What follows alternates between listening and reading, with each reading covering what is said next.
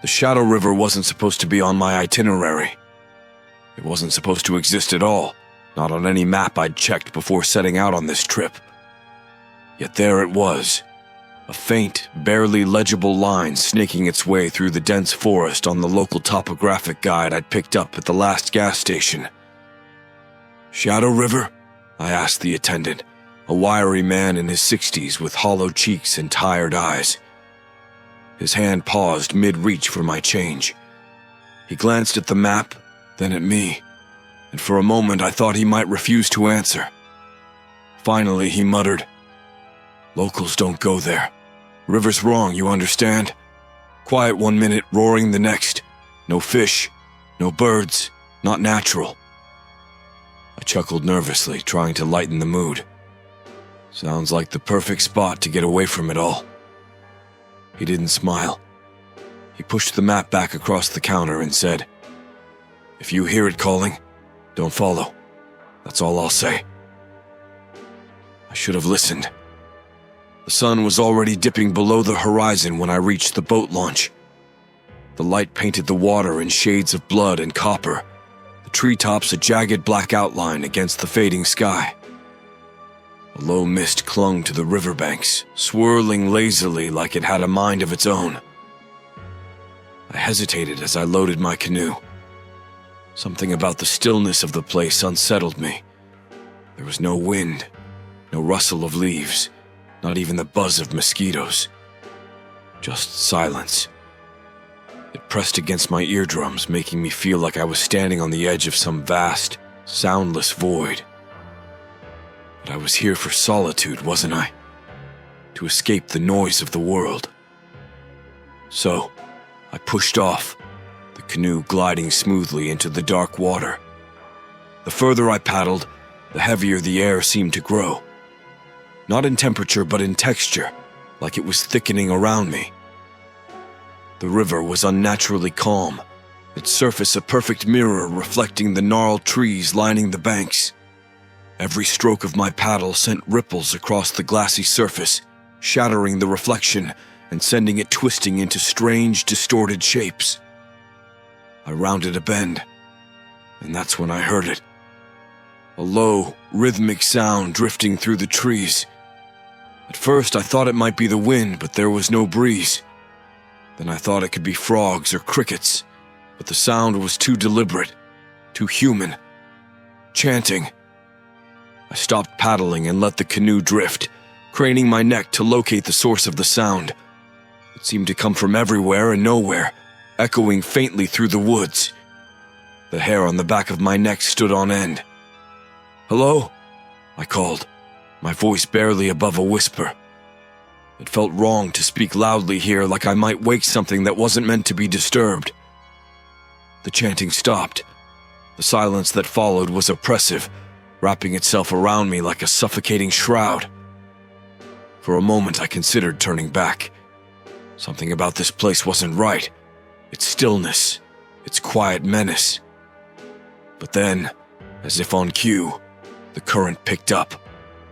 The canoe began to glide forward faster than I intended, and I had to scramble to regain control. "Just the river," I muttered to myself. Nothing more. But even as I said it, I knew it wasn't true. The chanting resumed, louder this time and unmistakably human.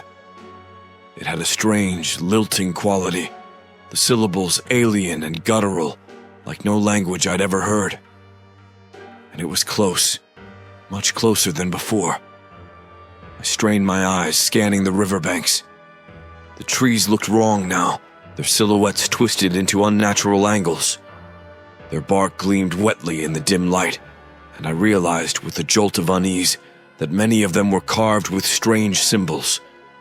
Spirals, jagged lines, and interlocking shapes that seemed to hum faintly with an energy I couldn't explain. The river curved again, and there, standing on the shore, was a figure. They were cloaked in shadows, their features impossible to make out.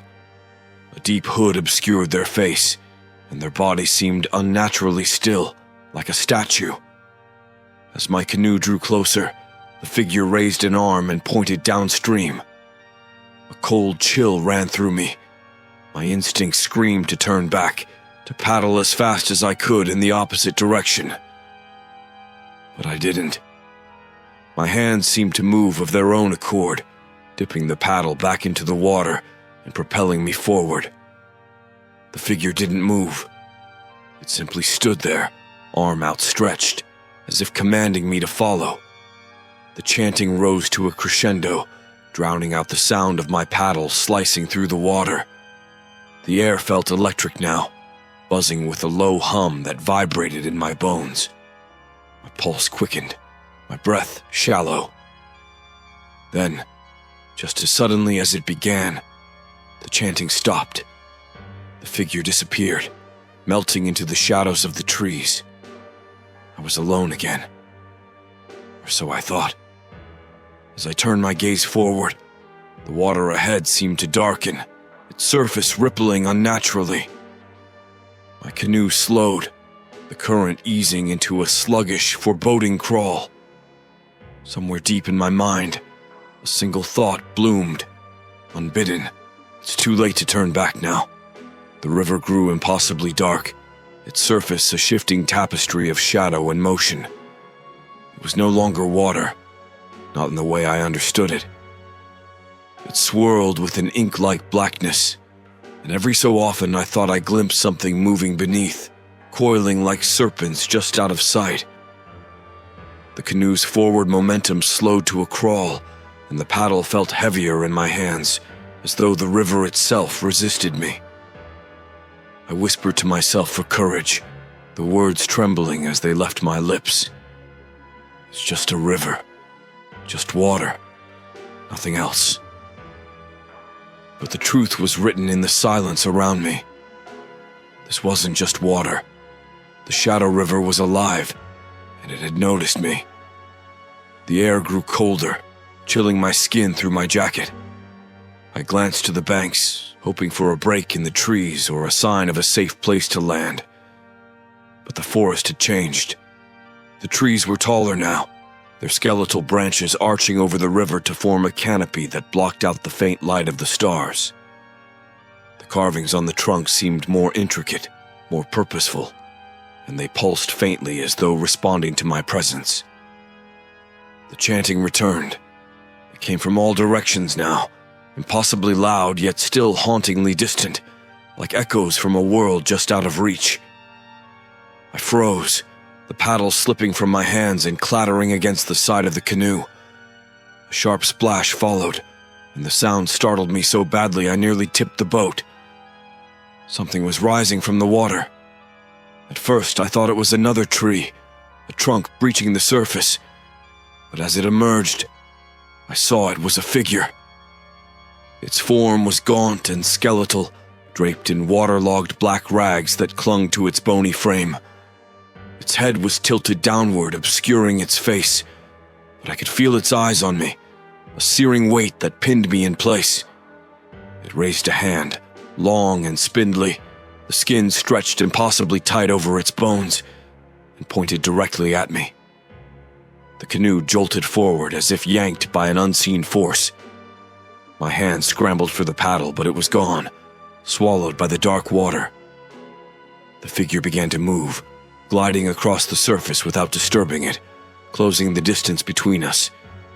The chanting grew louder, a dissonant chorus of voices that felt like it was crawling inside my skull. "Stop!" I shouted, my voice hoarse and desperate. "Leave me alone!" The figure tilted its head, a slow, unnatural motion that sent another jolt of fear through me. The chanting ceased. The silence that followed was deafening. Then it spoke, though its mouth didn't move. The words erupted in my mind, cold and foreign, like a blade scraping against ice. "You were warned. The river does not forgive." The current surged, dragging the canoe toward the figure. I clawed at the edges, struggling to find something to grip, but the river seemed to swallow every effort. My fingers met only icy water and slick wood. "No!" I screamed, the word tearing from my throat. The canoe struck something solid, jerking to a sudden stop. My chest hit the edge and pain flared through my ribs as I struggled to stay upright. I looked down and realized the water around me had transformed again. It was no longer black but crimson, thick and viscous like blood. The chanting resumed, softer now but more insistent, like a heartbeat echoing through the hollow woods. I turned my gaze back to the figure. It stood motionless on the water, its outstretched hand curling slowly into a fist. As it did, the river rose around me, forming tendrils of liquid that twisted and writhed like living things. The tendrils coiled around my arms and legs, cold and unyielding. They pulled me down and the canoe tilted precariously. I clutched the edge, fighting against the river's grip, but it was too strong. The water pulled harder, dragging me inch by inch toward the inky depths. "Please," I begged, tears streaming down my face. "I didn't know, I didn't mean—" The figure tilted its head again, as if considering my words. Then it spoke once more, its voice cold and implacable. "You may leave, but you must pay." I gasped as the tendrils released me. I scrambled back into the canoe, shaking so hard I could barely keep my balance. The figure began to sink, its form dissolving into the crimson water. As it vanished, the river's surface stilled, and the chanting faded into the trees. For a moment I thought it was over. Then I saw the marks. Symbols, spirals and jagged lines, just like the ones on the trees, were etched into my arms. The skin around them burned and throbbed, and when I touched them, my fingers came away slick with blood. The river began to move again, carrying me downstream at an unnatural speed. The forest blurred around me, the trees twisting and warping into grotesque shapes. I clutched my arms, my mind racing with questions. What had I done? What had I agreed to? I didn't have long to wonder. Ahead, the river opened into a vast, shadowy expanse, its far shore obscured by mist.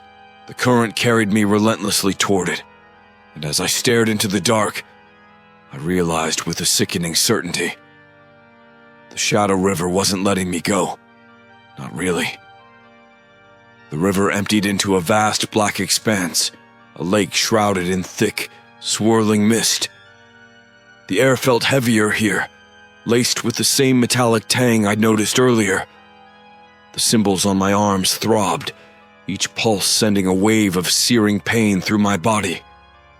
I gritted my teeth, gripping the edges of the canoe as it drifted aimlessly into the eerie stillness. The mist pressed close, muffling sound and sight. Shadows moved within it, darting at the edges of my vision, too quick and fleeting to identify.